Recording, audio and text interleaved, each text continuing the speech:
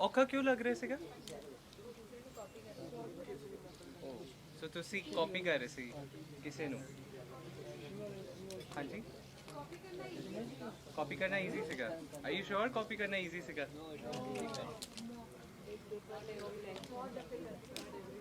ਜ਼ਿਆਦਾ ਮੁਸ਼ਕਿਲ ਕੀ ਸੀ, ਮਿਰਰ ਬਣਨਾ ਜਾਂ ਦੂਸਰਾ ਸ਼ੀਸ਼ਾ ਬਣਨਾ ਮੁਸ਼ਕਿਲ ਸੀਗਾ?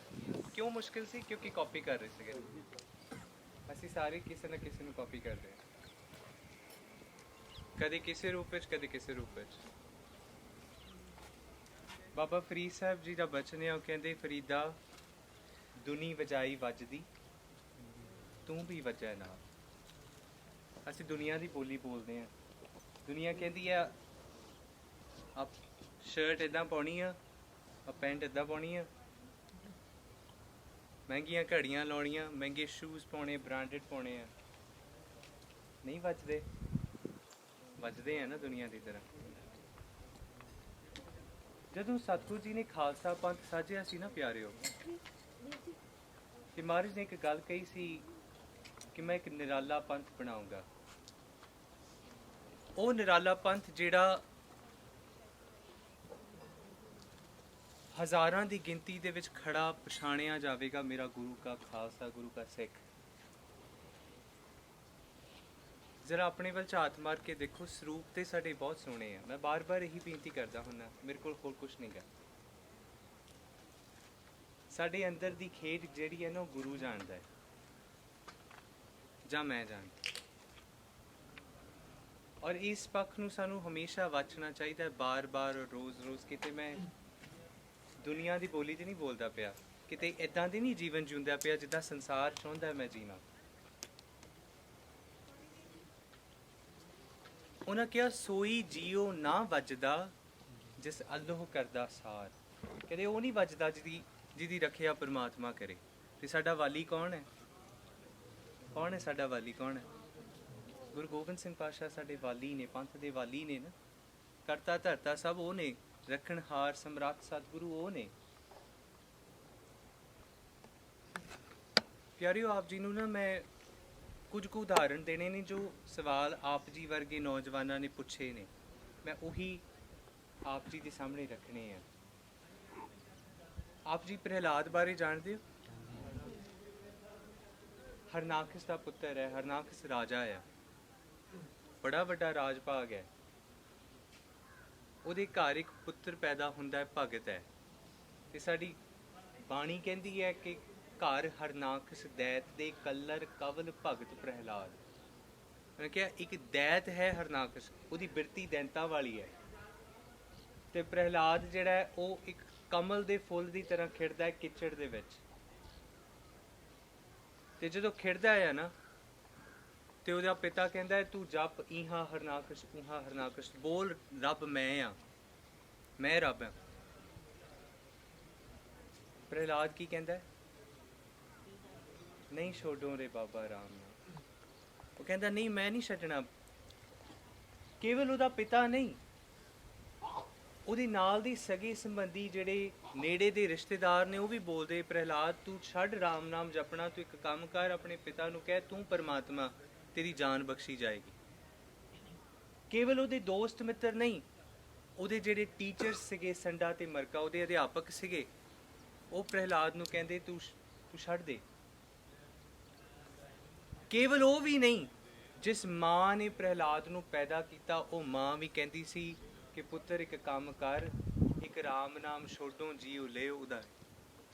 ਕਹਿੰਦੇ ਤੂੰ ਇੱਕ ਕੰਮ ਕਰ, ਇਹ ਰਾਮ ਨਾਮ ਜਪਣਾ ਛੱਡ ਦੇ, ਤੇਰੀ ਜਾਨ ਬਖਸ਼ੀ ਜਾਏ। ਤੇ ਪ੍ਰਹਿਲਾਦ ਕੀ ਕਹਿੰਦਾ? ਪ੍ਰਹਿਲਾਦ ਕਹਿੰਦਾ, ਮਾਂ ਇਹ ਨਾਮ ਮੈਨੂੰ ਮੇਰੇ ਗੁਰੂ ਨੇ ਦਿੱਤਾ ਹੈ, ਤੇ ਮੈਂ ਨਾਂ ਨਹੀਂ ਛੱਡ ਸਕਦਾ। ਮੈਂ ਤੈਨੂੰ ਛੱਡ ਸਕਦਾ, ਮੈਂ ਆਪਣੇ ਪਿਤਾ ਨੂੰ ਛੱਡ ਸਕਦਾ, ਮੈਂ ਆਪਣਾ ਰਾਜ ਭਾਗ ਛੱਡ ਸਕਦਾ, ਮੈਂ ਆਪਣਾ ਸੁੱਖ ਛੱਡ ਸਕਦਾ, ਮੈਂ ਆਪਣਾ ਆਨੰਦ ਛੱਡ ਸਕਦਾ, ਮੈਂ ਆਪਣੀਆਂ ਸੋਹਣੇ ਨਿੱਘੇ ਕੰਬਲ ਰਜਾਈਆਂ ਛੱਡ ਸਕਦਾ, ਪਰ ਤੇਰੇ ਪ੍ਰੇਮ ਦਾ ਨਿੱਘ ਨਹੀਂ ਛੱਡ ਸਕਦਾ। ਤੇ ਗੁਰੂ ਗੋਬਿੰਦ ਸਿੰਘ ਪਾਤਸ਼ਾਹ ਕਹਿੰਦੇ ਆ, ਯਾਰੜੇ ਦਾ ਸਾਨੂੰ ਸੱਥਰ ਚੰਗਾ। ਸੱਥਰ ਕੀ ਹੁੰਦਾ? ਵਿਛੋੜਾ। ਵਿਛੋੜੇ ਦਾ ਦੁੱਖ ਉਹਨਾਂ ਕਿਹਾ ਮੈਨੂੰ ਮੇਰੇ ਪਿਆਰੇ ਦਾ ਮਿਲਾਪ ਨਾ ਵੀ ਹੋਵੇ ਨਾ, ਕਿ ਮੈਂ ਉਹਦੇ ਵਿਯੋਗ ਵਿੱਚ ਹੀ ਜੀ ਲਵਾਂਗਾ, ਮੈਂ ਉਹਦੇ ਵਿਛੋੜੇ ਵਿੱਚ ਹੀ ਜੀ ਲਵਾਂਗਾ। ਇਹ ਸਾਡੇ ਅੰਦਰ ਦੀ ਬਿਰਤੀ ਹੋਣੀ ਚਾਹੀਦੀ ਹੈ। ਔਰ ਉਹ ਪ੍ਰਹਿਲਾਦ ਜਿਹਨੂੰ ਉਹਦੇ ਪਿਤਾ ਨੇ ਕਦੇ ਪਾਣੀ ਦੇ ਵਿੱਚ ਡੋਬਣ ਦੀ ਕੋਸ਼ਿਸ਼ ਕੀਤੀ, ਕਦੇ ਪਹਾੜ ਤੋਂ ਹੇਠਾਂ ਸੁੱਟਿਆ, ਕਦੇ ਅੱਗ ਦੇ ਵਿੱਚ ਜਾਲਣ ਦੀ ਕੋਸ਼ਿਸ਼ ਕੀਤੀ, ਪ੍ਰਹਿਲਾਦ ਕੋਠੇ ਵਿੱਚ ਰੱਖਿਆ, ਬਾਹਰ ਦੀਆ ਤਾਲਾ, ਇੱਕ ਹਨੇਰੀ ਕੋਠੜੀ ਦੇ ਵਿੱਚ ਪ੍ਰਹਿਲਾਦ ਨੂੰ ਬੰਦ ਕਰ ਦਿੱਤਾ। ਤੁਸੀਂ ਸੋਚ ਕੇ ਦੇਖੋ, ਇੱਕ 5.25 ਸਾਲ ਦਾ ਬੱਚਾ ਕਿੰਨਾ ਕੁ ਹੁੰਦਾ ਹੈ। ਸਾਡੇ ਅੰਦਰ ਦੀ ਦ੍ਰਿੜਤਾ ਡੋਲਦੀ ਹੈ ਜਦੋਂ ਪ੍ਰੀਖਿਆਵਾਂ ਹੁੰਦੀਆਂ ਨੇ। ਮਾੜੀ ਜਿਹੀ ਜੀਵਨ 'ਚ ਤਕਲੀਫ ਆ ਗਈ, ਅਸੀਂ ਕਹਿ ਦਿੰਦੇ ਹਾਂ ਬਈ ਮੈਂ ਨਹੀਂ ਜਾਣਾ ਅੱਗੇ ਤੋਂ ਗੁਰੂ ਘਰ, ਮੈਂ ਨਹੀਂ ਬਾਣੀ ਪੜ੍ਹਨੀ, ਮੈਂ ਨਹੀਂ ਇੱਧਰ ਜਾਣਾ, ਮੈਂ ਨਹੀਂ ਉਹ ਕੰਮ ਕਰਨਾ। ਉਹ ਗੁਰੂ ਘਰ ਜਾ ਕੇ ਮੈਨੂੰ ਕਿਸੇ ਨੇ ਇੰਨਾ ਕੁਝ ਬੋਲ ਦਿੱਤਾ ਸੀ, ਮੈਂ ਨਹੀਂ ਉਹ ਗੁਰੂ ਘਰ ਜਾਂਦਾ। ਇਹ ਸਵਾਲ ਨਹੀਂ ਸਾਡੇ ਸਾਹਮਣੇ ਬੜੇ ਵੱਡੇ।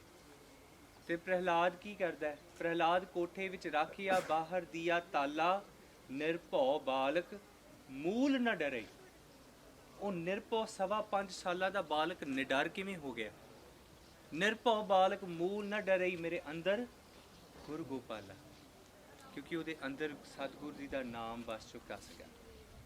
ਤੇ ਜਿਸ ਦੇ ਅੰਦਰ ਨਾਮ ਹੈ, ਨਿਰਭਉ ਜਪੈ ਸਗਲ ਭਉ ਮਿਟੈ, ਪ੍ਰਭ ਕਿਰਪਾ ਤੇ ਪ੍ਰਾਣੀ ਛੁਟੈ।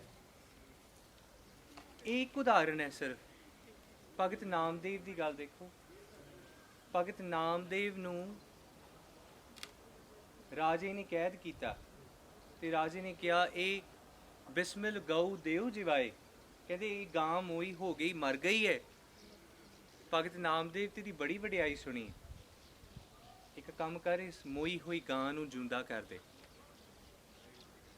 ਭਗਤ ਨਾਮਦੇਵ ਕਹਿੰਦਾ ਨਹੀਂ, ਇਹ ਪਰਮਾਤਮਾ ਕੀ ਵਿਧ ਹੈ, ਜਿਉਣਾ ਤੇ ਮਰਨਾ ਉਹਦੇ ਹੱਥ ਹੈ, ਮੈਂ ਨਹੀਂ ਕਰ ਸਕਦਾ। ਭਾਵੇਂ ਕਰ ਸਕਦੇ ਸੀ, ਭਗਤ ਸਭ ਕੁਝ ਕਰ ਸਕਦਾ। ਇੱਕ ਸਾਧ ਬਚਨ ਅਟਲਾਦਾ, ਅਟਲ ਹੈ ਸਾਧੂ ਦਾ ਬਚਨ, ਪਰ ਉਹਨਾਂ ਬਚਨ ਨਹੀਂ ਕੀਤਾ। ਉਹਨਾਂ ਕਿਹਾ ਕਹਿੰਦੇ ਪਰਮਾਤਮਾ ਕੀ ਵਿਧ ਹੈ। ਉਸ ਰਾਜੇ ਨੇ ਕੀ ਕੀਤਾ? ਉਹਨੇ ਆਪਣੀ ਕਿਰਪਾਨ, ਆਪਣੀ ਤਲਵਾਰ ਕੱਢ ਕੇ ਭਗਤ ਨਾਮਦੇਵ ਦੇ ਗਰਦਨ ਤੇ ਲਾ ਦਿੱਤੀ। ਉਹਨਾਂ ਕਿਹਾ, ਜੇ ਗਾਂ ਜਿਉਂਦੀ ਨਹੀਂ ਨਾ ਹੋਈ, ਤੇਰਾ ਸਿਰ ਲਾ ਦੇ। ਭਗਤ ਨਾਮਦੇਵ ਡਰਿਆ ਨਹੀਂ। ਬਾਂਧੋ ਬੇੜੀ ਰਾਖੋ ਤਾਲ ਨਾਮਾ, ਗਾਵੇ ਗੁਣ ਗੋਪਾਲ। ਪੇੜਾਂ ਦੇ ਪੈਰਾਂ ਦੇ ਵਿੱਚ ਬੇੜੀਆਂ ਪਾ ਕੇ ਸਮੁੰਦਰ 'ਚ ਸੁੱਟ ਦਿੱਤਾ ਗਿਆ, ਦਰਿਆ 'ਚ, ਤੇ ਭਗਤ ਨਾਮਦੇਵ ਤਰ ਕੇ ਉੱਪਰ ਆ ਜਾਂਦਾ ਹੈ। ਕੋਠੜੀ ਦੇ ਵਿੱਚ ਬੰਦ ਕਰ ਦਿੱਤਾ ਜਾਂਦਾ, ਤੇ ਕੋਠੜੀ 'ਚ ਬੰਦ ਕਰਕੇ ਜਿਹੜੀਆਂ ਬੇੜੀਆਂ ਨਾਲ ਬੰਨਿਆ ਸੀ, ਉਹੀ ਬੇੜੀਆਂ ਨੂੰ ਖੜਕਾ ਕੇ ਭਗਤ ਨਾਮਦੇਵ ਕੀਰਤਨ ਕਰਦਾ। ਦੇਖੋ, ਇਹਦੇ ਇੱਥੇ ਸਮਝਣ ਵਾਲੀ ਗੱਲ ਇਹ ਹੈ, ਮੈਂ ਤਾਂ ਆਪ ਜੀ ਨੂੰ ਅੱਜ ਬੇਨਤੀ ਕਰ ਰਿਹਾ, ਸੰਸਾਰ ਸਾਨੂੰ ਬੇੜੀਆਂ ਪਾਵੇਗਾ, ਉਹਦਾ ਕੰਮ ਹੈ, ਉਹਦਾ ਕਾਰਜ ਹੈ। ਸਾਡਾ ਕੰਮ ਹੈ ਕਿ ਉਸ ਪ੍ਰੋਬਲਮ ਨੂੰ ਅਪੋਰਚੁਨਿਟੀ ਦੇ ਵਿੱਚ ਬਦਲ ਲੈਣਾ, ਉਸ ਦੁਬਿਧਾ ਦੇ ਵਿੱਚੋਂ, ਕਨਫਿਊਜ਼ਨ ਦੇ ਵਿੱਚੋਂ ਬਾਹਰ ਆ ਜਾਣਾ। ਭਾਈ ਵੀਰ ਸਿੰਘ ਬੜੀ ਪਿਆਰੀ ਇੱਕ ਗੱਲ ਕਹੀ। ਉਹਨਾਂ ਕਿਹਾ, ਤੈਨੂੰ ਪਿਆਸ ਲੱਗੀ ਸੀ ਨਾ ਸਾਰਿਆਂ ਨੂੰ? ਮੈਨੂੰ ਇੱਕ ਗੱਲ ਚੇਤੇ ਆਈ। ਜਿਨ੍ਹਾਂ ਦੇ ਬਾਟੇ ਗੰਦੇ ਸੀਗੇ, ਉਹਨਾਂ ਕੀ ਕੀਤਾ? ਬਾਟੇ ਧੋ ਲਏ ਨਾ? ਨਹੀਂ ਧੋਤੇ। ਕਈਆਂ ਨੇ ਨਹੀਂ ਧੋਤੇ, ਏਦਾਂ ਹੀ ਛਕ ਲਿਆ। ਕੀਤਾ ਜਾਂ ਨਾ? ਕਿਉਂ? ਕਿਉਂਕਿ ਪਿਆਸ ਡਾਢੀ ਸੀ। ਪਿਆਸ ਲੱਗੀ ਸੀ ਤਾਂ ਕੀਤਾ ਨਾ। ਜੇ ਵੈਸੇ ਕਿਤੇ ਕੋਈ ਆ ਕੇ ਕਹੇ, ਭਾਜੀ ਮੈਂ ਮਿਨਰਲ ਵਾਟਰ ਤੋਂ ਥੱਲੇ ਪੀਂਦਾ ਨਹੀਂ ਗਾ, ਕਿਉਂ ਹੋਇਆ ਏਦਾਂ? ਭਾਈ ਵੀਰ ਸਿੰਘ ਇੱਕ ਗੱਲ ਕਹਿੰਦੇ ਜਿਹਨੂੰ ਪਿਆਸ ਲੱਗੀ ਹੈ ਨਾ, ਉਹ ਕਦੇ ਤਲਾਬ ਦੇ ਨੇੜੇ ਜਾ ਕੇ ਇਹ ਨਹੀਂ ਦੇਖਦਾ, ਦੇਖੋ ਕਿੰਨਾ ਜਾਲਾ, ਕਿੰਨੀ ਆਲਗੇ, ਕਿੰਨਾ ਮਾੜਾ ਪਾਣੀ, ਗੰਦਲਾ ਪਾਣੀ। ਉਹ ਕਹਿੰਦਾ ਮੈਂ ਕਿੱਦਾਂ ਵੀ ਪਾਣੀ ਪੀਵਾਂ, ਜਾਨ ਬਚਾਉਣੀ ਹੈ। ਗੱਲ ਸਿਰਫ ਇੰਨੀ ਆ ਪਿਆਰਿਓ, ਜਿਹਨੂੰ ਪਿਆਸ ਲੱਗੀ ਹੈ ਨਾ, ਉਹ ਹੱਥ ਨਾਲ ਜਾਲਾ ਪਰੇ ਕਰਦਾ ਤੇ ਪਾਣੀ ਪੀ ਲੈਂਦਾ। There are people out there to put confusions in you. ਤੁਹਾਡੇ ਦਿਮਾਗ ਦੇ ਵਿੱਚ ਦੁਬਿਧਾਵਾਂ ਦਾ ਜਾਲ ਪਾਉਣ ਨੂੰ ਤਿਆਰ ਨੇ। ਅਸਲ ਗੁਰ ਕਾ ਸਿੱਖ ਉਹ ਆ ਜਿਹੜਾ ਨਿਬੇੜਾ ਕਰ ਸਕੇ ਦੁੱਧ ਤੇ ਪਾਣੀ ਦੇ ਵਿੱਚ। ਮਹਾਰਾਜ ਨੇ ਕਿਉਂ ਕਿਹਾ ਕਿ ਗੁਰਸਿੱਖ ਪਰਮਹੰਸ ਹੈ? ਬਾਣੀ ਦੇ ਵਿੱਚ ਮਹਾਰਾਜ ਨੇ ਕਿਹਾ ਗੁਰਸਿੱਖ ਪਰਮਹੰਸ ਹੈ। ਭਾਈ ਗੁਰਦਾਸ ਨੇ ਵੀ ਕਿਹਾ। ਔਰ ਹੰਸਾਂ ਦੇ ਵਿੱਚ ਇੱਕ ਬਿਰਤੀ ਹੁੰਦੀ ਹੈ, ਜਦੋਂ ਚੁੰਝ ਪਾਉਂਦਾ ਨਾ ਦੁੱਧ ਦੇ ਵਿੱਚ, ਤੇ ਦੁੱਧ ਵੱਖਰਾ ਪਾਣੀ ਵੱਖਰਾ ਹੋ ਜਾਂਦਾ। ਇਹ ਹੰਸਾਂ ਦੇ ਵਿੱਚ ਬਿਰਤੀ ਹੁੰਦੀ ਹੈ, ਤੇ ਇਹ ਬਿਰਤੀ ਸਤਿਗੁਰੂ ਜੀ ਨੇ ਆਪਣੇ ਗੁਰਸਿੱਖਾਂ ਦੇ ਵਿੱਚ ਦਿੱਤੀ। ਜੇ ਕਿਤੇ ਕੋਈ ਆ ਕੇ ਤੁਹਾਨੂੰ ਸ਼ੀਸ਼ਾ ਬਣਾਉਣ ਦੀ ਕੋਸ਼ਿਸ਼ ਕਰੇ, ਸ਼ੀਸ਼ਾ ਨਹੀਂ ਬਣਨਾ, ਸੰਸਾਰ ਦੀ ਬੋਲੀ ਨਹੀਂ ਬੋਲਣੀ। ਸੋਚ ਕੇ ਦੇਖੋ, 5.25 ਸਾਲਾਂ ਦਾ ਬਾਲਕ, ਸਾਰੀ ਦੁਨੀਆ ਉਹਦੇ ਇੱਕ ਪਾਸੇ ਹੈ ਜਿਹੜੀ ਕਹਿ ਰਹੀ ਹੈ ਤੂੰ ਆਪਣੇ ਪਿਤਾ ਨੂੰ ਰੱਬ ਕਹਿ, ਉਹ ਕੱਲਾ 5.25 ਸਾਲਾਂ ਦਾ ਬਾਲਕ ਇੱਕ ਪਾਸੇ ਖੜ ਕੇ ਕਹਿੰਦਾ ਨਹੀਂ ਛੋਡੋ ਨੇ ਬਾਬਾ ਰਾਮ, ਕਹਿੰਦਾ ਮੈਂ ਨਹੀਂ ਛੱਡਣਾ, ਤੁਸੀਂ ਭਾਵੇਂ ਮੈਨੂੰ ਮੋਹ ਕੋ ਘਾਲ ਜਾਰ, ਭਾਵੇਂ ਮਾਰ ਡਾਰ, ਨਹੀਂ ਛੋਡੋ ਰੇ ਬਾਬਾ ਰਾਮ, ਭਾਵੇਂ ਮੇਰਾ ਬੰਦ ਕੱਟ ਦਿਓ, ਭਾਵੇਂ ਮੈਨੂੰ ਡੁਬਾ ਦਿਓ, ਮੈਨੂੰ ਅੱਗ ਲਾ ਦਿਓ, ਪਰ ਇਸ ਨਾਮ ਤੋਂ ਸਖਣੇ ਹੋ ਕੇ ਮੈਂ ਜਿਉਣਾ ਹੀ ਨਹੀਂ ਚਾਹੁੰਦਾ। ਭਗਤ ਨਾਮਦੇਵ ਨੂੰ ਬੇੜੀਆਂ ਪਾਈਆਂ ਗਈਆਂ, ਉਹਨਾਂ ਬੇੜੀਆਂ ਦੇ ਨਾਲ ਖੜਕਾ ਕੇ ਉਹਨਾਂ ਕੀਰਤਨ ਕੀਤਾ, ਤੇ ਉਹਨਾਂ ਦੀ ਮਾਂ ਨੇ ਆ ਕੇ ਕਿਹਾ, ਭਗਤ ਨਾਮਦੇਵ ਦੀ ਮਾਂ ਨੇ ਆ ਕੇ ਕਿਹਾ, ਰਾਜੇ ਨੇ ਸ਼ਰਤ ਰੱਖੀ ਸੀ ਗਾਂ ਜਿਉਂਦੀ ਕਰੋ, ਜਾਂ ਇੱਕ ਕੰਮ ਕਰੋ, ਅੱਲਾ ਅੱਲਾ ਜਪੋ, ਤੇ ਤੀਸਰੀ ਗੱਲ ਉਹਨੇ ਕਹੀ ਸੀ ਮੌਤ ਵਾਸਤੇ ਤਿਆਰ ਹੋ ਜਾਓ। ਭਗਤ ਨਾਮਦੇਵ ਨੂੰ ਮਾਂ ਕੇ ਕਹਿੰਦੀ, ਪੁੱਤਰ ਮੈਂ ਤੈਨੂੰ ਕੱਲਿਆਂ ਬਹਿ ਕੇ ਉਸ ਪਰਮਾਤਮਾ ਦੀ ਸਿਫਤ ਵਿੱਚ ਉਹਨੂੰ ਰਹੀਮ ਕਹਿੰਦਾ ਸੁਣਿਆ, ਤੇ ਰਹੀਮ ਕੋਈ ਹਿੰਦੂ ਲਫ਼ਜ਼ ਨਹੀਂ ਗਾ, ਉਹ ਇੱਕ ਮੁਸਲਮਾਨਾਂ ਦਾ ਅਲਫਾਜ਼ ਹੈ। ਤੇ ਭਗਤ ਨਾਮਦੇਵ ਨੂੰ ਮਾਂ ਕੇ ਕਹਿੰਦੀ, ਪੁੱਤਰ ਤੂੰ ਅੱਲਾ ਜਪ ਲੈ, ਤੇਰੀ ਜਾਨ ਬਖਸ਼ੀ ਜਾਏਗੀ। ਭਗਤ ਨਾਮਦੇਵ ਇੱਕ ਗੱਲ ਕਹਿੰਦਾ, ਭਗਤ ਨਾਮਦੇਵ ਕਹਿੰਦਾ, ਨਾ ਹੋ ਤੇਰਾ ਪੁੰਗਰਾ, ਨਾ ਤੂੰ ਮੇਰੀ ਮਾਈ। ਕਹਿੰਦੇ ਜੇ ਤੂੰ ਮੈਨੂੰ ਇਦਾਂ ਦੀ ਗੱਲ ਕਹੇਂਗੀ ਨਾ, ਤੂੰ ਮੇਰੀ ਮਾਂ ਨਹੀਂ, ਮੈਂ ਤੇਰਾ ਪੁੱਤ ਨਹੀਂ। ਦੇਖੋ, ਸਭ ਤੋਂ ਗੂੜਾ ਰਿਸ਼ਤਾ ਇੱਕ ਬੱਚੇ ਦਾ ਉਹਦੀ ਮਾਂ ਨਾਲ ਹੁੰਦਾ ਹੈ। ਬਾਕੀ ਸਾਰੇ ਰਿਸ਼ਤੇ ਬਦਲ ਸਕਦੇ ਨੇ, ਜਿਹਨੇ ਢਿੱਡੋਂ ਜੰਮਿਆ ਉਹ ਨਹੀਂ ਬਦਲਿਆ ਜਾ ਸਕਦਾ, ਪਰ ਇਸ ਤੋਂ ਉੱਪਰ ਇੱਕ ਰਿਸ਼ਤਾ ਆ ਗੁਰੂ ਨਾਲ, ਜਿਹੜਾ ਹਰ ਬੰਧਨਾਂ ਨੂੰ ਤੋੜ ਕੇ ਉੱਪਰ ਜਾਂਦਾ ਹੈ। ਜੇ ਉਸ ਵੇਲੇ ਭਗਤ ਨਾਮਦੇਵ ਬੋਲੀ ਬੋਲਦਾ ਨਾ ਉਸ ਰਾਜੇ ਦੀ, ਕਹਿ ਦਿੰਦਾ, ਗੱਲ ਇਹ ਨਹੀਂ ਸੀ ਇਕਾਂਤ ਵਿੱਚ ਬੈਠਾ ਭਗਤ ਨਾਮਦੇਵ ਉਹਨੂੰ ਅੱਲਾ ਵੀ ਕਹਿੰਦਾ, ਉਹਨੂੰ ਰਹੀਮ ਵੀ ਕਹਿੰਦਾ, ਸਭ ਕੁਝ ਬੋਲਦਾ ਹੈ, ਪਰ ਜ਼ਬਰ ਦੇ ਨਾਲ ਨਹੀਂ ਬੋਲਦਾ, ਕੋਈ ਜ਼ੋਰ ਨਾਲ ਨਹੀਂ ਬੁਲਾ ਸਕਦਾ ਭਗਤ ਪਾਸੋਂ। ਕਬੀਰ ਸਾਹਿਬ ਇੱਕ ਗੱਲ ਕਹੀ ਸੀ, ਉਹਨਾਂ ਕਿਹਾ, ਕਹਿੰਦੇ ਜੈ ਮਾਰਗ ਪੰਡਤ ਗਏ, ਪਾਛੇ ਪਰੀ ਬਹੀਰ, ਕਹਿੰਦੇ ਜਿਹੜੇ ਮਾਰਗ ਤੇ ਸੰਸਾਰ ਵਿਦਵਾਨ ਪੁਰਖ ਤੁਰਦੇ ਜਾਂਦੇ, ਕਹਿੰਦੇ ਉਹਨਾਂ ਦੇ ਪਿੱਛੇ ਭੀੜ ਲੱਗੀ ਹੈ। ਮੈਨੂੰ ਮਾਫ ਕਰਿਓ, ਇੱਕ ਨੇ ਕਿਹਾ ਪਿਆਸ ਲੱਗੀ, ਸਾਰੇ ਲੱਗ ਗਏ ਪਿਆਸ ਲੱਗੀ, ਜਿਹਨੂੰ ਨਹੀਂ ਵੀ ਲੱਗੀ ਸੀ ਸਾਰਿਆਂ ਨੇ ਛਕ ਲਿਆ। ਹੁਣ ਚੰਗੀ ਗੱਲ ਹੈ, ਪਰ ਆਪਣੇ ਆਪ ਦੀ ਹੋਂਦ, ਆਪਣੇ ਆਪ ਦੀ ਐਗਜ਼ਿਸਟੈਂਸ ਨੂੰ ਵਾਚਣ ਦੀ ਕੋਸ਼ਿਸ਼ ਕਰੀਏ। ਹਰ ਇੱਕ ਪੁਰਖ ਦੇ ਵਿੱਚ ਸਤਿਗੁਰੂ ਜੀ ਨੇ ਜੋਤ ਪਾਈ ਹੈ।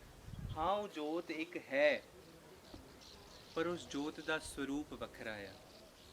ਮੈਂ ਕਿਉਂ ਇਹ ਗੱਲ ਕਹਿ ਰਿਹਾ?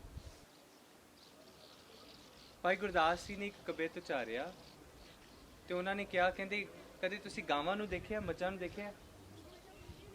ਕਿਹੜੇ ਕਿਹੜੇ ਰੰਗ ਦੀਆਂ ਗਾਂ ਮੱਝਾਂ ਦੇਖੀਆਂ ਨੇ?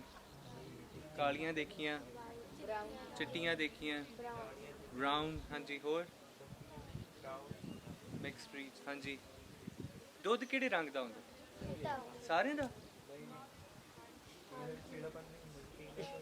ਓਵਰਆਲ ਥੋੜਾ ਜਿਹਾ ਹੈ ਨਾ, ਵੈਸੇ ਹੀ ਚਿੱਟਾ ਹੀ ਹੁੰਦਾ ਹੈ ਨਾ। ਕਦੇ ਲਾਲ ਦੇਖਿਆ? ਕਦੇ ਭੂਰਾ ਦੇਖਿਆ? ਕਾਲਾ ਦੁੱਧ ਦੇਖੇ ਕਦੇ? ਚਿੱਟਾ ਕਿਉਂ ਹੁੰਦਾ? ਚਿੱਟਾ ਕਿਉਂ ਹੁੰਦਾ? ਸਾਰੀਆਂ ਗਾਵਾਂ ਮੱਝਾਂ ਦਾ ਦੁੱਧ ਚਿੱਟਾ ਹੀ ਹੈ। ਕਿਉਂ? ਇਹਦਾ ਇੱਕ ਬੜਾ ਵੱਡਾ ਕਾਰਨ ਭਾਈ ਗੁਰਦਾਸ ਜੀ ਨੇ ਉਦਾਹਰਨ ਦਿੱਤੀ। ਉਹਨਾਂ ਕਿਹਾ, ਜਿੱਦਾਂ ਗਾਵਾਂ ਮੱਝਾਂ ਦੇਖਣ 'ਚ ਸਰੂਪ ਵੱਖਰਾ ਹੈ, ਰੰਗ ਵੱਖਰਾ ਹੈ, ਪਰ ਦੁੱਧ ਸਾਰਿਆਂ ਦਾ ਚਿੱਟਾ ਹੁੰਦਾ ਹੈ। ਅਸੀਂ ਦੇਖਣ 'ਚ ਸਰੂਪ ਸਾਡਾ ਵੱਖਰਾ ਆ, ਪਰ ਸਾਡੇ ਵਿੱਚ ਜੋਤ ਉਹਦੀ ਹੈ, ਸਾਰਿਆਂ ਦੇ ਵਿੱਚ। ਤੇ ਜੇ ਸਾਰਿਆਂ ਦੇ ਵਿੱਚ ਉਹਦੀ ਜੋਤ ਹੈ, ਤੇ ਇੱਕ ਪੱਖ ਜ਼ਰੂਰ ਸਮਝਣ ਦੀ ਕੋਸ਼ਿਸ਼ ਕਰਾਂਗੇ ਕਿ ਮੇਰੇ ਅੰਦਰ ਵੀ ਉਹ ਵਸਦਾ ਆ, ਹੈ ਨਾ, ਤੇ ਮੇਰੀ ਆਪਣੀ ਹੋਂਦ ਆਪਣੇ ਆਪ ਵਿੱਚ ਸੰਪੂਰਨ ਹੈ। ਮੈਨੂੰ ਕਿਸੇ ਤੇ ਨਿਰਭਰ ਰਹਿਣ ਦੀ ਲੋੜ ਨਹੀਂ, ਮੈਨੂੰ ਕਿਸੇ ਦੇ ਅਧੀਨ ਹੋਣ ਦੀ ਲੋੜ ਨਹੀਂ। ਤੇ ਖਾਲਸਾ ਤੇ ਖੁਦ ਖੁਦਾ ਹੈ ਨਾ, ਖਾਲਸਾ ਹੋਵੇ ਖੁਦ ਖੁਦਾ, ਜਿਨ ਖੂਬੀ ਖੂਬ ਖੁਦਾਏ, ਆਨ ਨਾ ਮਾਨੈ ਆਨ ਕੀ ਬਿਨ ਸੱਚੇ ਪਾਤਸ਼ਾਹ। ਕਹਿੰਦੇ ਉਹ ਸੱਚੇ ਪਾਤਸ਼ਾਹ ਤੋਂ ਬਿਨਾਂ ਹੋਰ ਕਿਸੇ ਦੀ ਮੰਨਦਾ ਨਹੀਂ, ਕਿਸੇ ਦੇ ਅਧੀਨ ਨਹੀਂ ਰਹਿ ਸਕਦਾ। ਪਰਤੰਤਰ ਹੋ ਕੇ ਨਹੀਂ ਖਾਲਸਾ ਜਿਉਂਦਾ। ਖਾਲਸਾ ਆਪਣੇ ਰਾਹ ਆਪ ਬਣਾਉਂਦਾ। ਇੱਕ ਅਵਕਟ ਘਾਟੀ ਰਾਮ ਕੀ ਤਹਿ ਚੜ ਰਹੇ ਹੋ ਕਬੀਰ। ਆਮ ਦ ਓਨਲੀ ਵਨ ਦੈਰ। ਉੱਥੇ ਮੈਂ ਇਕੱਲਾ ਆ ਅਤੇ ਮੈਂ ਇਕੱਲਾ ਤੁਰਦਾ ਜਾ ਰਹੀ ਹਾਂ ਅਤੇ ਉਹ ਘਾਟੀ ਵੀ ਕੋਈ ਸੌਖੀ ਨਹੀਂ ਗੀ। ਇਹ ਰਸਤਾ ਪੈਂਡਾ ਸੌਖਾ ਨਹੀਂ ਗਾ। You may have your own parents questioning you why you wearing a dumala. ਤੁਹਾਡੇ ਆਪਣੇ ਘਰ ਦੇ ਸ਼ਾਇਦ ਤੁਹਾਨੂੰ ਸਵਾਲ ਪੁੱਛਦੇ ਹੋਣਗੇ, ਕਿਉਂ ਦਸਤਾਰਾ ਸਜਾਇਆ, ਕਿਉਂ ਦਾੜਾ ਕੁੱਲਾ ਪ੍ਰਕਾਸ਼ ਕੀਤਾ ਹੈ। ਉਹਨੇ ਕਹਿਣਾ ਕਿਉਂ ਬਾਣੇ ਪਾਏ ਹੈ। ਉਹਨਾਂ ਕਹਿਣਾ ਕਹਿੰਦੇ ਕੀ ਮਿਲਦਾ ਤੈਨੂੰ ਰੋਜ਼ ਰੋਜ਼ ਗੁਰੂ ਘਰ ਜਾ ਕੇ, ਕੀ ਮਿਲਦਾ ਤੈਨੂੰ ਕੀਰਤਨ ਸੁਣ ਕੇ। ਜਿਹੜਾ ਰਸ ਤੁਹਾਨੂੰ ਮਿਲਦਾ ਉਹ ਸਿਰਫ ਤੁਹਾਨੂੰ ਮਿਲਦਾ, ਤੁਸੀਂ ਕਿਸੇ ਨੂੰ ਦੱਸ ਨਹੀਂ ਸਕਦੇ। ਪਰ ਇੱਕ ਪੱਖ ਜ਼ਰੂਰ ਸਮਝਣਾ ਕਿ ਸੰਸਾਰ ਤੁਹਾਨੂੰ ਜ਼ਰੂਰ ਆਪਣੇ ਵੱਲ ਧੱਕੇਗਾ, ਆਪਣੇ ਵੱਲ ਖਿੱਚੇਗਾ, ਪਰ ਡੋਲਣਾ ਨਹੀਂ। ਇੱਕ ਨਾ ਬੜੀ ਸਾਡੇ ਪੰਜਾਬੀ ਦੇ ਵਿੱਚ ਨਾ ਇੱਕ ਕਹਾਣੀ ਆ ਬੜੀ ਪਿਆਰੀ। ਇੱਕ ਵਾਰੀ ਨਾ ਇੱਕ ਤੋਤੇ ਸੀ ਬੜੇ ਸਾਰੇ, ਤੇ ਉਹਨਾਂ ਤੋਤਿਆਂ ਨੂੰ ਨਾ ਇੱਕ ਪੁਰਖ ਨੇ ਪਾਲਿਆ ਸੀ, ਤੇ ਉਹ ਤੋਤੇ ਸਾਰੇ ਆਜ਼ਾਦ ਹੋ ਗਏ। ਤੇ ਉੱਥੇ ਨਾ ਇੱਕ ਸਾਧੂ ਲੰਘ ਕੇ ਜਾ ਰਿਹਾ ਸੀ, ਤੇ ਸਾਧੂ ਨੂੰ ਤਰਸ ਆਇਆ। ਕਹਿੰਦੇ ਇਹ ਆਜ਼ਾਦ ਹੋ ਗਏ, ਹੁਣ ਜੰਗਲ ਦੇ ਵਿੱਚ ਇਹਨਾਂ ਨੂੰ ਪਤਾ ਕੁਛ ਨਹੀਂ ਗਾ, ਤੇ ਕਹਿੰਦੇ ਇਹ ਤੇ ਸ਼ਿਕਾਰੀ ਦੇ ਜਾਲ ਵਿੱਚ ਫਸ ਜਾਣਗੇ। ਤੇ ਸਾਧੂ ਆਇਆ, ਸਾਧੂ ਨੇ ਉਹਨਾਂ ਨੂੰ 3 ਬੋਲ ਸਿਖਾਏ। ਉਹਨਾਂ ਕਿਹਾ ਸ਼ਿਕਾਰੀ ਆਏਗਾ, ਚੋਗਾ ਪਾਏਗਾ, ਤੇ ਤੁਸੀਂ ਫਸਣਾ ਨਹੀਂ। ਠੀਕ, ਉਹ ਕਿਹਾ ਤੁਸੀਂ ਫਸਣਾ ਨਹੀਂ। ਸ਼ਿਕਾਰੀ ਆਵੇਗਾ, ਚੋਗਾ ਪਾਵੇਗਾ, ਤੁਸੀਂ ਫਸਣਾ ਨਹੀਂ। ਤੇ ਉਹ ਜਿਹੜੇ ਤੋਤੇ ਸੀ ਉਹ ਜਪੀ ਗਏ, ਸ਼ਿਕਾਰੀ ਆਵੇਗਾ, ਚੋਗਾ ਪਾਵੇਗਾ, ਤੁਸੀਂ ਫਸਣਾ ਨਹੀਂ। ਤੇ ਜਿਹੜਾ ਸ਼ਿਕਾਰੀ ਸੀ ਉਹ ਆ ਗਿਆ ਇੱਕ ਦਿਨ, ਤੇ ਉਹਨੇ ਸੁਣਿਆ ਤੋਤਿਆਂ ਨੂੰ ਬੋਲਦੇ ਆ ਸ਼ਿਕਾਰੀ ਆਵੇਗਾ, ਚੋਗਾ ਪਾਵੇਗਾ, ਤੁਸੀਂ ਫਸਣਾ ਨਹੀਂ। ਕਹਿੰਦੇ ਸਿਆਣੇ ਨੇ ਬੜੇ ਤੋਤੇ, ਕਹਿੰਦੇ ਦੇ ਐਜੂਕੇਟਡ ਪੀਪਲ, ਇਹ ਵਿਦਿਆ ਲਈ ਹੋਈ ਹੈ ਇਹਨਾਂ ਨੇ। ਸੋ ਕੀ ਹੋਇਆ, ਸ਼ਿਕਾਰੀ ਨੇ ਨਾ ਆਪਣੀ ਵਿਉਂਤ ਬਦਲ ਲਈ। ਠੀਕ, ਉਹਨੇ ਵਿਉਂਤ ਕੀ ਬਣਾਈ, ਉਹਨੇ ਇੱਕ ਤੋਤੇ ਨੂੰ ਫੜ ਲਿਆ ਵਿੱਚੋਂ। ਠੀਕ ਹੈ, ਤੇ ਉਹਨੂੰ ਚੋਗਾ ਪਾਇਆ। ਪਹਿਲਾਂ ਨਹੀਂ ਖਾਧਾ ਉਹਨੇ, ਕਿਉਂਕਿ ਉਹਨੂੰ ਪਤਾ ਸੀ ਸ਼ਿਕਾਰੀ ਆਵੇਗਾ, ਚੋਗਾ ਪਾਵੇਗਾ, ਤੇ ਤੁਸੀਂ ਫਸਣਾ ਨਹੀਂ ਖਾਧਾ। ਫਿਰ ਦੂਜੇ ਦਿਨ ਉਹਦੇ ਨਾਲ ਮਿੱਤਰਤਾ ਹੀ ਪਾ ਲਈ। ਫਿਰ ਕੀ ਕੀਤਾ, ਜਦੋਂ ਮਿੱਤਰਤਾ ਹੀ ਪਾਈ, ਉਹਨੂੰ ਕਹਿੰਦਾ ਆ ਮੈਂ ਤੈਨੂੰ ਘੁਮਾ ਕੇ ਲਿਆਵਾਂ। ਜਦੋਂ ਘੁਮਾਉਣ ਲੈ ਕੇ ਗਿਆ ਤੇ ਉਹਨੂੰ ਲੱਗਿਆ, ਕਹਿੰਦਾ ਇਹ ਸ਼ਿਕਾਰੀ ਨਹੀਂ ਲੱਗਦਾ, ਮੈਨੂੰ ਸਿਆਣਾ ਕੋਈ ਚੰਗਾ ਮੇਰਾ ਭਲਾ ਵਾਲਾ ਲੱਗਦਾ ਹੈ। ਤੇ ਸਹਿਜੇ ਉਹਦੇ ਮਨ ਦੇ ਉੱਪਰ ਉਹ ਹਾਵੀ ਹੋ ਗਿਆ। ਤੇ ਇੱਕ ਦਿਨ ਉਹਨੇ ਚੋਗਾ ਪਾਇਆ, ਤੇ ਉਹਨੂੰ ਜਾ ਕੇ ਕਿਹਾ, ਕਹਿੰਦੇ ਜਾ ਆਪਣੇ ਮਿੱਤਰਾਂ ਨੂੰ ਵੀ ਬੁਲਾ ਲਿਆ, ਸਾਰਿਆਂ ਨੂੰ ਬੁਲਾ ਲਿਆ। ਤੇ ਉਹ ਗਿਆ ਤੇ ਉਹਨੂੰ ਜਾ ਕੇ ਸਾਰਿਆਂ ਨੂੰ ਸਮਝਾਇਆ, ਕਹਿੰਦਾ ਦੇਖੋ ਮੇਰਾ ਮਿੱਤਰ ਹੈ, ਰੋਜ਼ ਮੈਨੂੰ ਦਾਣਾ ਪਾਉਂਦਾ ਹੈ। ਤੇ ਬਾਕੀ ਦੇ ਸਾਰੇ ਕਹਿੰਦੇ ਨਹੀਂ ਇਹ ਤੇ ਸ਼ਿਕਾਰੀ ਹੋਵੇਗਾ। ਕਹਿੰਦੇ ਕਿਉਂ, ਕਿਉਂਕਿ ਅਸੀਂ ਪੜ੍ਹਿਆ ਸ਼ਿਕਾਰੀ ਆਵੇਗਾ, ਚੋਗਾ ਪਾਵੇਗਾ, ਅਸੀਂ ਫਸਣਾ ਨਹੀਂ। ਕਹਿੰਦਾ ਨਹੀਂ ਮਿੱਤਰ ਹੈ। ਕਹਿੰਦੇ ਅੱਛਾ ਚੱਲ ਦੇਖ ਆਉਂਦੇ ਤੇਰੇ ਮਿੱਤਰ। ਉਹ ਦੇਖਣ ਗਏ, ਉਹਨੇ ਚੋਗਾ ਪਹਿਲਾਂ ਹੀ ਪਾਇਆ ਹੋਇਆ ਸੀ, ਤੇ ਜਿੱਦਾਂ ਹੀ ਸਾਰੇ ਚੋਗਾ ਚੁੱਗਣ ਲੱਗੇ, ਯਾਦ ਆ ਪਿਆ, ਸਾਰੇ ਫਸ ਗਏ। ਕੀ ਮਿਲਿਆ ਕਹਾਣੀ 'ਚ? ਤੁਸੀਂ ਕੀ ਸੋਚਦੇ ਹੋ ਉਸ ਕਹਾਣੀ ਬਾਰੇ? ਰੋਂਗ ਇਨਫਲੂਐਂਸ ਹੋ ਸਕਦਾ ਹੈ। ਹਾਂਜੀ, ਰੋਂਗ ਇਨਫਲੂਐਂਸ। ਓਕੇ, ਜੋ ਤੱਤ ਸੀਗਾ ਰੋਜ਼ ਰਟਣ ਨਾਲ ਉਹ ਸਮਝਣਾ ਚਾਹੀਦਾ, ਲੈਣਾ ਸੀ। ਸਮਝੇ ਤੇ ਉਹ ਵੀ ਸੀ ਲਾਈ ਲੱਗ। ਹਾਂਜੀ, ਹਾਂ ਦ੍ਰਿੜਤਾ। ਹਾਂਜੀ, ਹੋਰ ਜੋ ਤੱਤ ਲੈਣਾ ਸੀਗਾ ਉਹ ਲੈਣਾ ਸੀਗਾ, ਮਤਲਬ ਉਹਨੂੰ ਬਸ ਰਟਣਾ ਨਹੀਂ ਸੀਗਾ, ਤੱਤ ਲੈਣਾ ਸੀਗਾ ਕਿ ਫਸਾ ਕਿਸੇ ਤਰੀਕੇ ਨਾਲ ਰਾਈਟ। ਹਾਂਜੀ ਜੀ, ਦੇਖੋ ਗੱਲ ਇਹ ਹੈ ਕਿ ਹਾਂਜੀ ਇੱਕ ਇਹਦਾ ਵੀ ਪੁਆਇੰਟ ਆਫ ਵਿਊ ਬਣਦਾ ਕਿ ਜਿਵੇਂ ਇੱਕ ਗੁਰਸਿੱਖ ਬੰਦਾ ਉਹਨੂੰ ਵਿਕਾਰ ਜਿਹੜੇ ਆ ਕੇ ਘੇਰਦੇ ਨੇ, ਤੇ ਉਹਨਾਂ ਤੋਂ ਜਿਹੜਾ ਉਹ ਗੁਰਸਿੱਖ ਜਿਹੜਾ ਉਹਨਾਂ ਨੂੰ ਬਚਾ ਕੇ ਗੁਰੂ ਦੀ ਬਾਣੀ ਬੋਲੇ। ਦੇਖੋ ਗੱਲ ਇਹ ਹੈ ਨਾ ਕਿ ਕਦੇ ਵੀ ਨਾ ਮਨ ਇੱਕ ਹੀ ਵਾਰੀ ਨਹੀਂ ਡੋਲਦਾ। ਮਨ ਕਦੇ ਇੱਕ ਹੀ ਵਾਰੀ ਨਹੀਂ ਡੋਲਦਾ। ਤੁਸੀਂ ਨਹੀਂ ਕਹਿ ਸਕਦੇ ਜਿਹੜਾ ਅੱਜ ਬਾਣੀ ਪੜ੍ਹਦਾ ਕੱਲ ਨੂੰ ਹੀ ਸ਼ਰਾਬ ਪੀਣ ਲੱਗ ਜਾਊਗਾ, ਨਹੀਂ ਹੁੰਦਾ। ਸਹਿਜੇ ਸਹਿਜੇ ਸਾਡੀ ਢਹਿੰਦੀ ਕਲਾ ਹੁੰਦੀ ਆ। ਮੈਨੂੰ ਮਾਫ ਕਰਿਓ, ਇਹ ਸ਼ਬਦ ਬਾਣੀ 'ਚ ਨਹੀਂ ਗਾ, ਪਰ ਇਹ ਮਹਾਰਾਜ ਨੇ ਬਾਣੀ 'ਚ ਇਹ ਕਿਹਾ, ਹਰ ਬਿਸਰਤ ਤੇਰੇ ਗੁਣ ਗਲਿਆ। ਤੇ ਗੁਣ ਗਲਨ ਦਾ ਕੀ ਅਰਥ ਆ? ਸਾਡੇ ਕਮਾਏ ਹੋਏ ਚੰਗੇ ਕਰਮ, ਸ਼ੁਭ ਕਰਮ, ਦਿਨਾਂ ਦਾ ਪੁੰਨ ਸਾਨੂੰ ਮਿਲਣਾ ਸੀ, ਉਹ ਗਲਤਾਨ ਹੋ ਜਾਂਦੇ ਆ। ਕਿਉਂ? ਕਿਉਂਕਿ ਜਦੋਂ ਸਤਿਗੁਰੂ ਵਿਸਰ ਜਾਂਦਾ ਹੈ। ਸਾਨੂੰ ਕੀ ਸਮਝਣਾ ਉਹ ਇਹ ਹੈ ਕਿ ਸਹਿਜੇ ਸਹਿਜੇ ਸੰਸਾਰ ਦਾ ਪ੍ਰਭਾਵ ਸਾਡੇ ਉੱਪਰ ਪੈਂਦਾ ਆ। ਪੁਰਾਣੇ ਜਿਹੜੇ ਗੁਰਸਿੱਖ ਸੀਗੇ ਨਾ, ਅੱਜ ਵੀ ਜਿਹੜੇ ਗੁਰਸਿੱਖ ਹੈ ਉਹ ਟੀਵੀ ਨਹੀਂ ਦੇਖਦੇ, ਦੇ ਡੋਨਟ ਵਾਚ ਟੈਲੀਵਿਜ਼ਨ, ਕਿਉਂਕਿ ਉਹਦਾ ਇੱਕ ਰੂਪ ਆ। ਹੁਣ ਮੈਨੂੰ ਕਿਸੇ ਵੀਰ ਨੇ ਆ ਕੇ ਪੁੱਛਿਆ, ਕਹਿੰਦਾ ਵੀਰ ਜੀ ਮੇਰੇ ਨਾ ਆਫਿਸ ਦੇ ਵਿੱਚ ਪਾਰਟੀ ਹੁੰਦੀ ਆ ਤੇ ਮੈਂ ਸੋਚਦਾ ਨਾ ਜਾਵਾਂ, ਫਿਰ ਮੈਂ ਸੋਚਦਾ ਕਿ ਮੈਨੂੰ ਕੀ ਫਰਕ ਪੈ ਚੱਲਿਆ, ਮੈਂ ਚਲੇ ਜਾਣਾ। ਕਹਿੰਦੇ ਕੋਈ ਨਹੀਂ, ਮੈਨੂੰ ਨਹੀਂ ਫਰਕ ਪੈਂਦਾ, ਮੈਂ ਤਾਂ ਉੱਥੇ ਜਾ ਕੇ ਦੇਖਣਾ ਚਾਹੁੰਦਾ ਕਿ ਉਹ ਕੀ ਕਰਦੇ ਨੇ। ਪਿਆਰਿਓ, ਜ਼ਰੂਰੀ ਨਹੀਂ ਹੁੰਦਾ ਕਿ ਆਊਟਸਾਈਡ ਅਪੀਅਰੈਂਸ ਤੇ ਦੇਖਣ ਦੇ ਨਾਲ ਤੁਹਾਨੂੰ ਪ੍ਰਭਾਵ ਪਵੇ। ਨਹੀਂ, ਤੁਹਾਡਾ ਅਨਕੌਂਸ਼ੀਅਸ, ਸਬਕੌਂਸ਼ੀਅਸ ਮਾਈਂਡ ਸਭ ਕੁਝ ਅਬਜ਼ਰਵ ਕਰਦਾ, ਸਭ ਕੁਝ ਨੋਟ ਕਰਦਾ ਹੈ। ਮਹਾਰਾਜ ਨੇ ਤੇ ਇੱਥੋਂ ਤੱਕ ਵੀ ਗੱਲ ਕਹੀ, ਨਿਜ ਨਾਰੀ ਕੇ ਸੰਗ ਨੇਹੋ ਤੁਮ ਨਿਤ ਬਢਾਈਓ, ਪਰ ਨਾਰੀ ਕੀ ਸੇਜ ਭੂਲ ਸੁਪਨੇ ਹੋ ਵੀ ਨਾ ਜਾਈਓ। ਇਹਦਾ ਅਰਥ ਕੀ ਆ? ਇਹਦਾ ਅਰਥ ਇਹ ਆ ਕਿ ਸੁਪਨਿਆਂ ਦੇ ਵਿੱਚ ਵੀ ਮਾੜੀਆਂ ਥਾਵਾਂ ਤੇ ਨਹੀਂ ਜਾਣਾ। ਤੇ ਮੈਨੂੰ ਮਾਫ ਕਰਿਓ, ਕੇਵਲ ਲੇਖਾ ਕਰਮਾਂ ਦਾ ਨਹੀਂ ਦੇਣਾ, ਲੇਖਾ ਸੁਪਨਿਆਂ ਦਾ ਵੀ ਦੇਣਾ ਹੈ, ਲੇਖਾ ਫੁਰਨਾਂ ਦਾ ਵੀ ਦੇਣਾ ਹੈ। ਤੇ ਗੱਲ ਸਿਰਫ ਇੰਨੀ ਆ ਕਿ ਜਦੋਂ ਅਸੀਂ ਬਹੁਤਾ ਪੜ੍ਹ ਲਿਖ ਜਾਂਦੇ ਆ ਨਾ ਇਹ ਕਹਿ ਕਰਕੇ, ਪਰ ਉਹ ਫਿਰ ਸਾਡੇ ਜੀਵਨ ਦਾ ਇਹ ਸਰੂਪ ਬਣ ਜਾਂਦਾ ਹੈ ਕਿ ਨਹੀਂ, ਮੈਨੂੰ ਇੰਨਾ ਪਤਾ ਹੈ ਸ਼ਿਕਾਰੀ ਆਵੇਗਾ, ਚੋਗਾ ਪਾਵੇਗਾ ਤੇ ਮੈਂ ਜਾਲ 'ਚ ਫਸਣਾ ਨਹੀਂ। ਇਹ ਕਹਿੰਦੇ ਕਹਿੰਦੇ ਮੈਂ ਜਾਲ 'ਚ ਫਸ ਜਾਣਾ। ਸਿਰਫ ਮੇਰੇ ਵਾਸਤੇ ਦੋ ਚੀਜ਼ਾਂ ਜ਼ਰੂਰੀ ਨੇ, ਬਹੁਤ ਜ਼ਰੂਰੀ ਨੇ, ਔਰ ਮੈਂ ਕਹਿੰਦਾ ਲਾਜ਼ਮੀ ਨੇ। ਉਹ ਇੱਕ ਹੈ, ਆਪਣੇ ਫੁਰਨਿਆਂ ਤੇ ਕੰਮ ਕਰਨਾ ਚਾਹੀਦਾ ਸਾਨੂੰ। ਸਾਡੇ ਫੁਰਨੇ ਕਿਹੋ ਜਿਹੇ ਨੇ? ਜੇ ਕਿਸੇ ਦਾ ਸੋਹਣਾ ਦਮਾਲਾ ਦੇਖ ਕੇ ਮੈਨੂੰ ਈਰਖਾ ਹੁੰਦੀ ਹੈ ਨਾ, ਤੇ ਹਲੇ ਤੱਕ ਇਹ ਵਾਚ ਲੈਣਾ ਕਿ ਹਲੇ ਈਰਖਾ ਦਾ ਔਗਣ ਮੇਰੇ ਅੰਦਰ ਹੈ। ਔਰ ਮੈਂ ਇਹ ਨਹੀਂ ਗੱਲ ਕਹਿੰਦਾ ਕਿ ਈਰਖਾ ਕੇਵਲ ਇਹ ਨਹੀਂ ਹੁੰਦਾ ਸੋਹਣੀਆਂ ਗੱਡੀਆਂ ਦੇਖ ਕੇ ਹੁੰਦੀਆਂ, ਸੋਹਣਾ ਬਾਣਾ ਦੇਖ ਕੇ ਵੀ ਹੁੰਦੀਆਂ ਨੇ, ਉਹਦਾ ਸੋਹਣਾ ਸ਼ਸਤਰ ਦੇਖ ਕੇ ਵੀ ਹੁੰਦੀਆਂ ਨੇ। ਮੇਰੇ ਕੋਲ ਕਿਉਂ ਨਹੀਂ ਗਾ, ਉਹਦੇ ਕੋਲ ਹੈਗਾ। ਇਹ ਸੁਭਾਵਕ ਹੈ ਪਿਆਰਿਓ, ਇਹ ਆਵੇਗਾ, ਪਰ ਸਾਡਾ ਟੀਚਾ ਲਮੇਰਾ ਸਾਨੂੰ ਪਤਾ ਹੋਣਾ ਚਾਹੀਦਾ ਸਾਨੂੰ ਕਿੱਥੇ ਜਾਣਾ ਆ, ਹੈ ਨਾ। ਜੇ ਸਾਨੂੰ ਇਹ ਪੱਖ ਸਮਝ ਆ ਜਾਵੇ ਨਾ ਕਿ ਗੁਰਸਿੱਖੀ ਬਾਰੀਕ ਹੈ, ਭਾਈ ਗੁਰਦਾਸ ਜੀ ਲਿਖਦੇ, ਉਹਨਾਂ ਕਿਹਾ ਖੰਡੇ ਧਾਰ ਗਲੀ ਅਤ ਪੀੜੀ, ਵਾਲੋਂ ਨਿੱਕੀ ਆਖੀ ਹੈ। ਕਹਿੰਦੇ ਵਾਲ ਤੋਂ ਨਿੱਕੀ ਆ, ਖੰਡੇ ਦੀ ਧਾਰ ਤੋਂ ਤਿੱਖੀ ਆ ਸਿੱਖੀ। ਕਿਉਂ ਨਾ ਇਹ ਬਚਨ ਕੇ? ਕਿਉਂਕਿ ਹਰ ਇੱਕ ਪਲ ਮੈਨੂੰ ਲੇਖਾ ਦੇਣਾ ਪੈਣਾ, ਹਰ ਇੱਕ ਵਕਤ ਦਾ, ਹਰ ਇੱਕ ਫੁਰਨੇ ਦਾ ਲੇਖਾ ਦੇਣਾ ਪੈਣਾ। ਔਰ ਇਹ ਨੀਗਾ ਕਿ ਮੈਂ ਸਭ ਕੁਝ ਇਹ ਪੱਖ ਸੋਚਦਾ, ਬਈ ਮੈਂ ਬਾਣੀ ਪੜ੍ਹਨ ਲੱਗ ਗਿਆ, ਮੈਂ ਸ੍ਰੀ ਸਾਹਿਬ ਪਾ ਲਈ ਆ, ਮੈਂ ਸੋਹਣਾ ਬਾਣਾ ਪਾ ਲਿਆ, ਮੈਂ ਗੁਰੂ ਘਰ 2 ਵਾਰੀ ਜਾਣਾ ਤੇ ਸਿਰਫ ਇਹਦੇ ਨਾਲ ਕੰਮ ਬਣ ਜਾਏਗਾ। ਗੱਲ ਨਹੀਂ ਬਣਨੀ।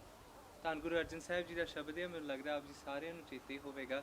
ਸਤਿਗੁਰਾਂ ਨੇ ਉੱਥੇ ਬਚਨ ਕਿਹਾ, ਕਹਿੰਦੇ ਕੋਈ ਗਾਵੇ ਰਾਗੀ ਨਾਦੀ ਬੇਦੀ ਬਹੁ ਭਾਂਤ ਕਰ, ਨਹੀਂ ਹਰ ਹਰ ਪੀਜੈ ਰਾਮ ਰਾਜੇ, ਜਿਨਾ ਅੰਤਰ ਕਪਟ ਵਿਕਾਰ ਹੈ ਤੇ ਨਾ ਰੋਏ ਕਿਆ ਕੀਜੈ, ਮਨ ਮੁਖਾਂ ਨੂੰ ਫੇਰ ਜਨਮ ਹੈ, ਸਿਰ ਰੋਗ ਹੱਥ ਲੀਜੈ।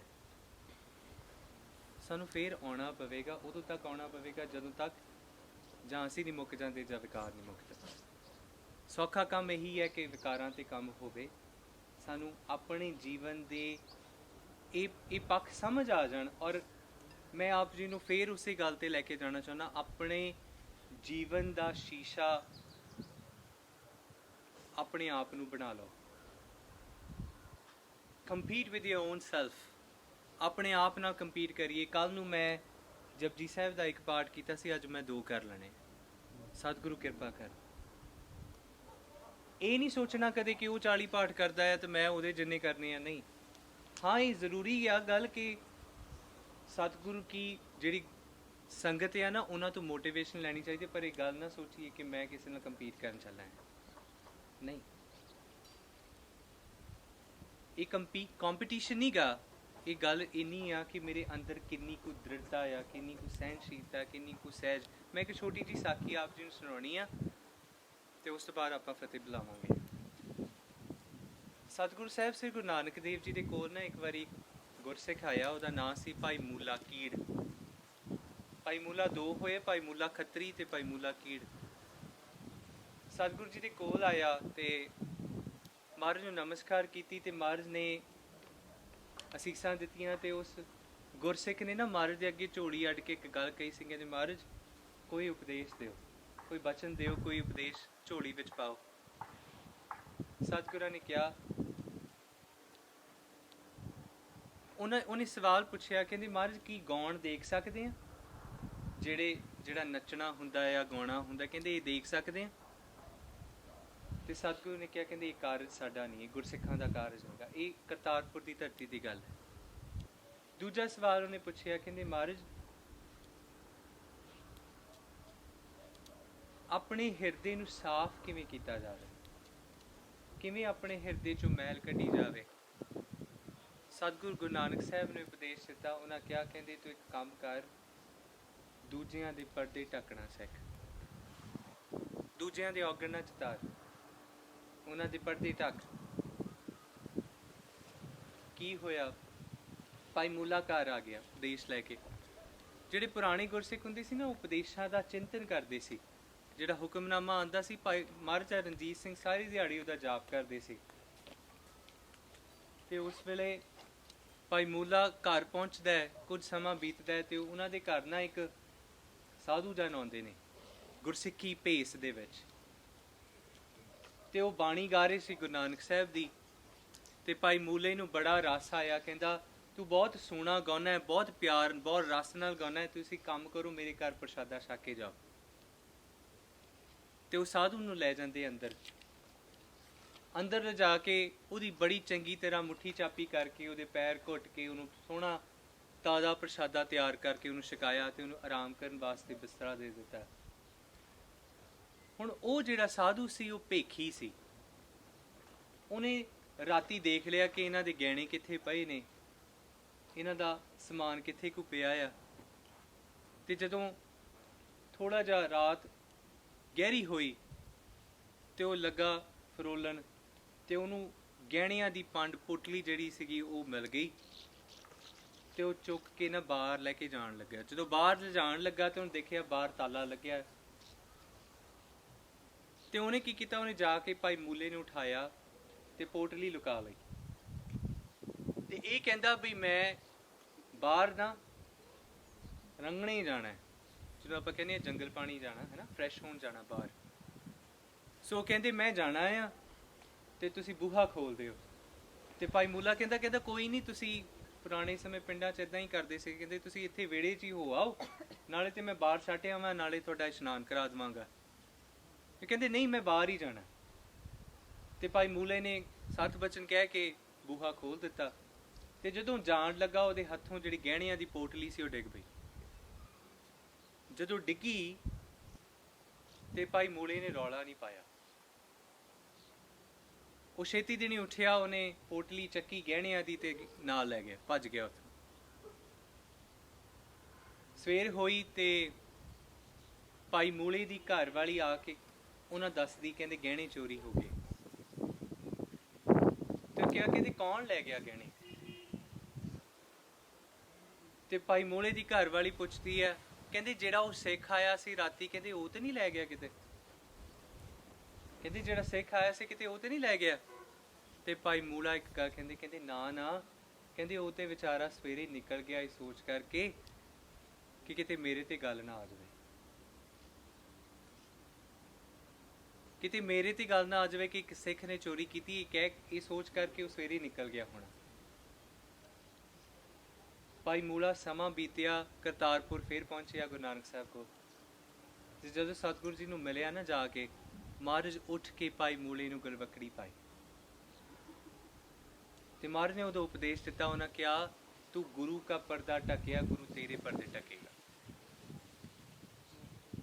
ਗੱਲ ਪਿਆਰੀ ਉਹ ਇਹ ਹੈ ਕਿ ਭਾਈ ਮੂਲੇ ਨੇ ਗੁਰੂ ਕੀ ਸਿੱਖੀ ਦੀ ਨਿੰਦਿਆ ਨਹੀਂ ਹੋਣ ਦਿੱਤੀ। ਆਪਣੇ ਜੀਵਨ ਦੇ ਵਿੱਚ ਇੱਕ ਪੱਖ ਜ਼ਰੂਰ ਧਿਆਨ ਰੱਖਣਾ, ਔਗਣ ਕਿਸੇ ਦੇ ਕੱਢਣੇ ਬੜੇ ਸੌਖੇ ਨੇ। ਸੰਸਾਰੀ ਬੋਲਣੀ ਬਹੁਤ ਸੌਖੀ ਆ, it's very easy to speak the language of the world. The only thing that we need to learn is to speak the language of Guru. सतगुर की बोली बोलिए है ना, सत बचन बिरती रखिए। ਜਿਹੜੇ ਪੰਜ ਭੱਬੇ ਨੇ ਨਾ, ਭਲਾ, ਭਗਤੀ, ਭਾਣਾ, ਭਾਉ ਤੇ ਭਗਤੀ ਹੈ ਨਾ, ਇਹ ਪੰਜ, ਇਹਨਾਂ ਪੰਜਾਂ ਨੂੰ ਧਾਰਨ ਕਰੀਏ।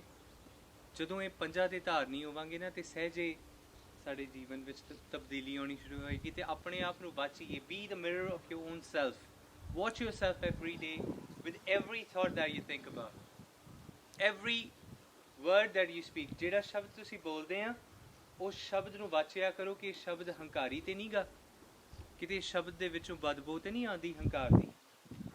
ਜਿਹੜਾ ਫੁਰਨਾ ਮੈਂ ਬਣਾਉਣ ਲੱਗਾ, ਕਿਤੇ ਈਰਖਾ ਵਸ, ਕਿਤੇ ਇਹ ਦੁਐਸ਼ ਵਸ, ਕਿਤੇ ਇਹ ਰਾਗ ਵਸ, ਕਿਤੇ ਇਹ ਨਿੰਦਿਆ ਵਸ ਤੇ ਨਹੀਂ ਮੇਰੇ ਮਨ 'ਚ ਫੁਰਨਾ ਉੱਠ ਰਿਹਾ। ਤੇ ਜਿੱਦਾਂ ਦਾ ਫੁਰਨਾ ਉੱਦਾਂ ਦਾ ਮੈਂ ਹਾਂ। ਜੇ ਨਿੰਦਿਆ ਦੇ ਫੁਰਨੇ ਆ ਨਾ, ਮੈਂ ਨਿੰਦਕ ਬਣ ਜਾਵਾਂਗਾ। ਤੇ ਜੇ ਮਾੜੇ ਬੋਲੇ ਦੁਐਸ਼ ਦੇ ਫੁਰਨੇ ਮੇਰੇ ਅੰਦਰ ਨੇ, ਤੇ ਦੁਐਸ਼ ਰੂਪੀ ਰੂਪ ਮੇਰਾ ਆ। ਸੋ ਸਤਿਗੁਰੂ ਕਿਰਪਾ ਕਰੇ, ਧਿਆਨ ਰੱਖਣਾ। ਮੈਂ ਇੱਕ ਛੋਟੀ ਜਿਹੀ ਗੱਲ ਕਹਿਣੀ, ਬੇਨਤੀ ਕਰਾਂ। ਸੱਜਣ ਸੀ ਠੱਗ, ਤੇ ਉੱਥੇ ਜਦੋਂ ਪਹੁੰਚਿਆ ਨਾ, ਗੁਰੂ ਨਾਨਕ ਸਾਹਿਬ ਦੇ ਭਾਈ ਮਰਦਾਨਾ ਇੱਕ ਕਮਰੇ ਦੇ ਵਿੱਚ ਨਹੀਂ, ਨਾਲ ਦੇ ਦੂਜੇ ਪਾਸੇ ਸੱਜਣ ਠੱਗ ਆ, ਦੀਵਾਰ ਸਾਂਝੀ ਹੈ। ਸੱਜਣ ਠੱਗ ਔਜ਼ਾਰ ਤਿੱਖੇ ਕਰ ਰਿਹਾ ਕਿ ਇਹਨਾਂ ਔਜ਼ਾਰਾਂ ਨਾਲ ਦੋਨਾਂ ਨੂੰ ਅੱਜ ਮਾਰ ਦਿਆਂਗਾ, ਲੁੱਟ ਲਵਾਂਗਾ। ਤੇ ਗੁਰੂ ਨਾਨਕ ਸਾਹਿਬ ਭਾਈ ਮਰਦਾਨੇ ਨੂੰ ਕਹਿੰਦੇ ਰਬਾਬ ਛੇੜ। ਤੇ ਸਤਿਗੁਰੂ ਬਚਨ ਉਚਾਰਦੇ, ਸੱਜਣ ਸਹੀ ਨਾਲ ਮੈਂ ਚਲਦਿਆਂ ਨਾਲ ਚਲਾਨ। ਤੇ ਉੱਥੇ ਉਹੀ ਜਿਹੜਾ ਸੱਜਣ ਠੱਗ ਸੀ ਨਾ, ਉਹ ਠੱਗ ਤੋਂ ਸੰਤ ਸੱਜਣ ਬਣ ਜਾਂਦਾ। ਕੋਈ ਵੱਡੀ ਗੱਲ ਨਹੀਂ ਪਿਆਰਿਓ। ਗੁਰੂ ਕੀ ਬਾਣੀ ਅੱਜ ਵੀ ਉਹੀ ਹੈ, ਸਤਿਗੁਰੂ ਅੱਜ ਵੀ ਵਰਤ ਰਹੇ ਆ। ਬਦਲਦਾ ਕੇਵਲ ਮੇਰੇ ਕੰਨ ਨੇ, ਜਿਨ੍ਹਾਂ ਦੇ ਵਿੱਚ ਉਹ ਚੇਤਨ ਸੱਤਾ ਨਹੀਂ ਕਿ ਉਸ ਬਾਣੀ ਨੂੰ ਮੈਂ ਉਸ ਰੂਪ ਵਿੱਚ ਸੁਣ ਸਕਾਂ ਜਿਸ ਰੂਪ ਵਿੱਚ ਸ਼ਾਇਦ ਸੱਜਣ ਠੱਗ ਨੇ ਸੁਣ ਲਿਆ। ਅਸੀਂ ਉਹਨਾਂ ਨੂੰ ਤੇ ਭੰਡੀ ਜਾਂਦੇ ਹਾਂ। ਸੱਜਣ ਸਾਡੇ ਨਾਲੋਂ ਕਿਤੇ ਵਧੀਆ ਸੀ ਜਿਹੜਾ ਬਦਲ ਗਿਆ, ਅਸੀਂ ਬਦਲਦੇ ਨਹੀਂ ਗਏ। ਸੋ ਸਤਿਗੁਰੂ ਕਿਰਪਾ ਕਰੀ, ਸਾਨੂੰ ਸਾਰਿਆਂ ਨੂੰ ਜਾਚ ਆਵੇ, ਸਾਡੇ ਜੀਵਨ ਵਿੱਚ ਤਬਦੀਲੀ ਆਵੇ, ਤੇ ਸਤਿਗੁਰੂ ਆਪਣੇ ਚਰਨਾਂ ਦੇ ਵਿੱਚ ਸਾਨੂੰ ਸਾਰਿਆਂ ਨੂੰ ਰੱਖ ਕੇ ਆਪਣੀਆਂ ਬਖਸ਼ਿਸ਼ਾਂ ਨਾਲ ਨਿਵਾਜਣ। ਸਤਿਗੁਰੂ ਕਿਰਪਾ ਕਰਨ, ਭੁੱਲਾਂ ਚੁੱਕਿਆ ਦੀ ਖਿਮਾ ਤੇ ਅਸੀਸ ਬੁਲਾਓ। ਫਤਿਹ। ਵਾਹਿਗੁਰੂ ਜੀ ਕਾ ਖਾਲਸਾ, ਵਾਹਿਗੁਰੂ ਜੀ ਕੀ ਫਤਿਹ।